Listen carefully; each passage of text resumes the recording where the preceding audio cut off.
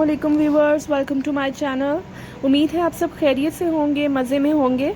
आज मैं आपके लिए वूल के स्वेटर्स के डिज़ाइंस लेके आई हूँ। डिफरेंट पैटर्न्स हैं, बहुत ब्यूटीफुल डिज़ाइंस हैं। आप इसको पहन के स्टाइलिश लग सकते हैं। इसके लिए आपको एंड तक वीडियो को देखना होगा बिकॉज बहुत से डिफरेंट ज़बरदस्त कलर्स में, वार्म कलर्स में, वार्म टाइप के जो सा है स्वेटर्स हैं।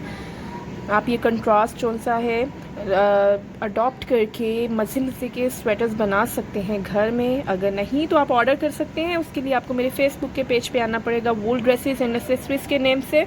आप वहाँ पे ऑर्डर कर सकते हैं। फेसबुक पेज पे भी आपको बहुत कुछ देखने को मिलेगा। मेरे चैनल को मस्ट सब्सक्राइब करें। अगर आपको मेरी वीडियोस अच्छी लगती हैं तो उसको लाइक करें एंड शेयर करें। Don't forget to subscribe my channel. Keep visiting my channel for more videos. Allah Hafiz.